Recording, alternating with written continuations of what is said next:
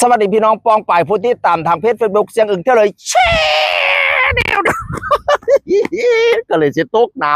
ำมาสอนพี่สอนน้องมาชมการแข่งขันเรือยาวประเภท10ฝีพายที่ลำน้ำหนองยา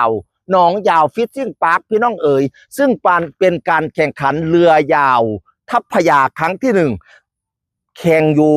น้องเหงาแต่ว่าเป็นยังกังซื้อว่าการแข่งขันเรือยาวทัพพยาเนื่องจากว่าด้านนู้นเป็นสนามฟุตบอลทัพพยาพี่น้องเอ๋ยเป็นสนามฟุตบอลที่มีชื่อมีเสียงของเจ้าว่าเลยพอสมควรก็ว่าสนามฟุตบอลทัพพยาอยู่ฟังฟุตบอลกับข้อมังเตะฟุตบอลกันอยู่ตอนนี้นะพี่น้องแต่วันที่5 เมษายนไม่ได้แข่งฟุตบอลนะเป็นการแข่งขันเรือยาว10ฝีพายที่ลำน้ำหนองยาวพี่น้องเอ๋ย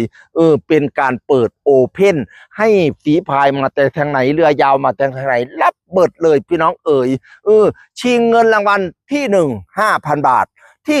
2 3,000 บาทที่3 2,000 บาทและก็ได้รับถ้วยรางวัลทุกๆรางวัลพี่น้องเอ๋ยเป็นถ้วยรางวัลของท่านสสเลิศศักดิ์พัฒนาชัยกุลซึ่งปัจจุบันเป็นถึงตำแหน่งรองประธานสภาผู้แทนราษฎรคนที่2นะจังหวัดเลยบ้านเฮาบ่เป็นธรรมดาก็ได้เป็นรองประธานสภานำก็ท่านเลิศศักดิ์นะพี่น้องเอ๋ยนี่นะลำน้ำเพิ่นในวันนั้นจะมีการแสดงหมอลำม่วนซื่นตลอดงานของบ่าวปิ๊กพระเอกใหม่พี่น้องเอ๋ยม่วนก็ค่อยเคยเบิ่งไล่เทียอยู่เปล่าเปียกพระเอกใหม่นะมักเรียนเสียงผู้เฒ่าค่อยดีนี่ใช่บ่ดี มาม่วนมาชื่นนำกันพี่น้องแล้วบัดนี้อัน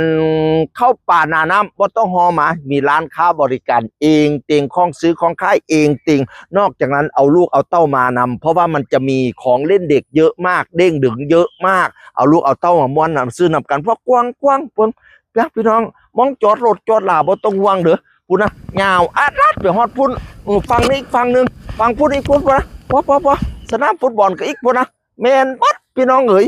2 ฝากฝั่งของลำน้ำหนองยาวหนองยาวฟิชชิ่งพาร์คเนี่ยพี่น้องว่า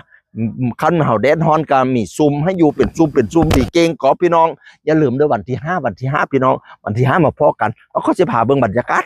มีฮอตซุ่มให้พักผ่อนอย่างดีมีไลฟ์ซุ่มพี่น้องเหงาอัดลัดเลยก็ยังว่า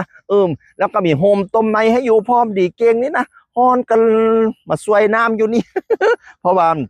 ติดน้ำดินะเนี่ยนะโอ้ง่ายๆลงง่ายๆพี่น้องนี้นะบัดนี้นี่กะเอาเมียเขาก็นอนเศร้าเมียอยู่นี่มาเนาะนี่นะดีเก่ง นะมองผักผ่อนร่อนย่อนใจกันไล่เก่งพี่น้องเอ๋ยแล้วก็โฮมต้นไม้ก็หลายนี่นะ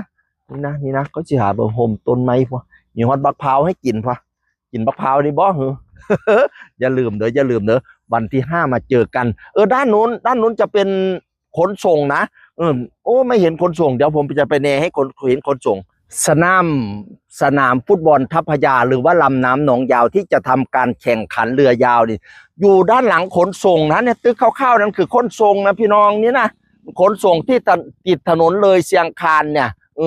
ฝั่งนี้เป็นขนส่งใช่ไหมแล้วฝั่งนี้ก็จะเป็นวัดหลวงปู่ท่อนพี่น้องระหว่างวัดหลวงปู่ท่อนกับขนส่งก็จะมีถนนเข้ามาตรงนี้เนี่ยนะถนนเป็นถนนแยกมาจากเลยเชียงคานเข้ามาประมาณ300 เมตร200 เมตรนี่แหละก็จะพบกับหนองยาวฟิชชิ่งพาร์คหรือว่าสนามฟุตบอลทัพพยาพี่น้องเอ๋ยแล้วก็จะมีการแข่งขันเรือยาวที่นี่ในวันที่5 เมษายนมาพ่อกันนะที่1 5,000ที่2 3,000ที่3 2,000แล้วก็ได้รับถ้วยรางวัลของท่านรองประธานสภาคนที่2หรือว่าสสเลิศศักดิ์พัฒนาชัยกุลพร้อมแนวอยู่แนวกินร้านค้าร้านขายเองเต่งของเล่นสำเร็จโดยลำเด็กน้อยพาลูกพาเต้ามามวนซื่นกันพี่น้องเอ๋ยนอกจากนั้นก็มีหมอลำชมฟรีตลอดงานการแข่งขันเรือยาวก็ชมฟรีตลอดงานอย่าลืมพอกันวันที่5จ้ะ ไปทางพุทธ